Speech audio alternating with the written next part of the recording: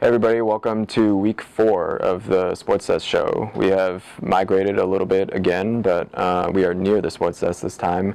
And we're going to talk a little bit about Washington State and a few other topics, including some volleyball at the end of the show. But I guess we'll start off, guys. Some initial thoughts on Washington State, the matchup this weekend for the Ducks. Andy, we'll start with you. What have you seen from them this year? Yeah, well, softer league schedule allowed them to jump out to a better record than they might be actually talent-wise. And so the issue for them has been quarterback, or Jeff Toole, who I still think is an NFL talent, really good arm, very mobile, broke his collarbone in, I believe, the second game of the year, and then was out, and then came back, but maybe wasn't fully healthy, and now he's out again. So you'll have Marshall Lobostal, who's not nearly as mobile, not nearly, doesn't have as good arm strength, will be in there. All right. Well, we have other topics to get to, so why don't we get to our score predictions real quick. We'll start with you, Andy. What do you see? We'll go 48-17 Oregon. Isaac? I'm going 45-6. All right, we're all going to be in the 40s this week. I'm going 44-14. So, moving on, I guess. I wanted to talk a little bit about Cliff Harris today. A little bit of a buzz around him after this weekend. The only 2 points that Colorado scored were on his safety, where he ran backwards into the end zone and was tackled. So my perspective on this is that there's been kind of an outcry, I think, because this has been building a little bit all year. He hasn't really had things together. He had the speeding incident, and then hasn't really been able to get on the field. Chip Kelly has kind of said that he's been kind of in and out when it comes to practice, and in terms of how he's playing and on the field. Sometimes he does great things like the interceptions that we all know well, and sometimes there's the plays like on Saturday. So my view of it is that we seem to have a little bit of a double standard, because it seems like we all loved Cliff Harris last year when he was doing his cavalier act and succeeding, and I've seen him run backwards plenty of times and then end up returning it 50 yards for a touchdown. So I think that when things work out, it seems like people love it, but when it doesn't work out, suddenly it's a huge problem, and we see that all over sports. I think I was talking to you about that a little earlier, so I'm curious to see what you guys think.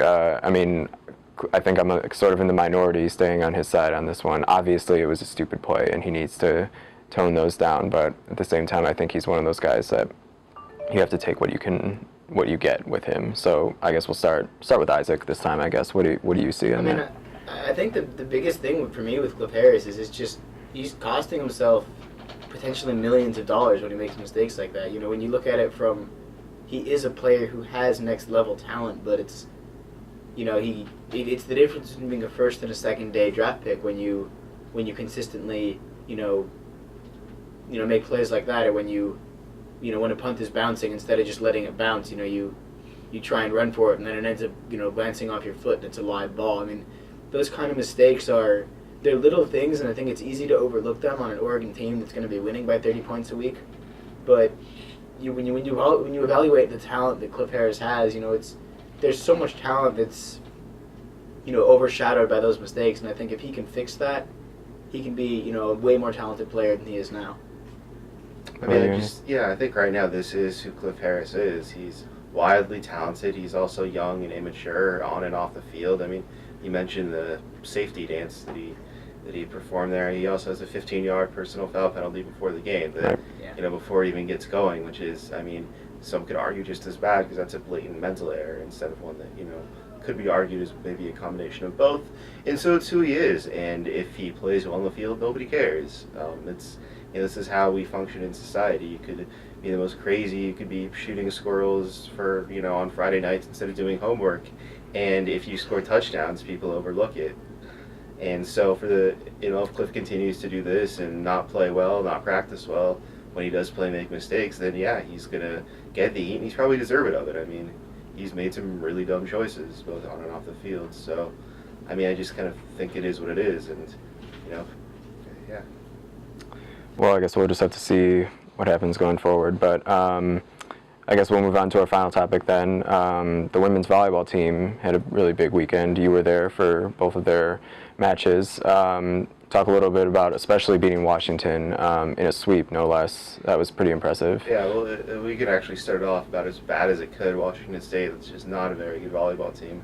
Up 2-0 against Oregon, looked lifeless, and then I guess Jim Moore said something during the intermission, and everybody kind of woke up. So they won the final 3 sets there. Then against Washington, 7th ranked team in the country, they've had some pretty impressive Pac-12 wins.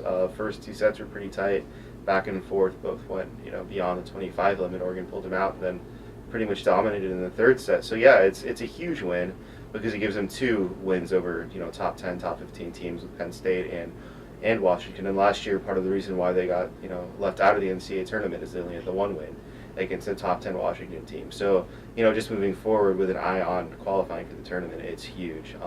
Not to mention that the statement it does make for them moving forward in conference. So, I mean, we know last year they barely missed the tournament, and I know Jim Moore was pretty upset about that. They thought they got robbed. I mean, do you think that they've pretty much stamped their way into the tournament at this point, unless barring some sort of epic meltdown? Yes and no. They really, the second half of their schedule maybe isn't as loaded as the first half. They had a 3-week stretch that was pretty grueling, so they do have to beat the teams they're supposed to beat. And you'd like one more win over that top group with Cal, Stanford, SC, UCLA, and Washington is kind of the clear upper echelon of Pac-12 teams. So if they can beat the teams they're supposed to beat and get 1 win over that group, I think they're a lock.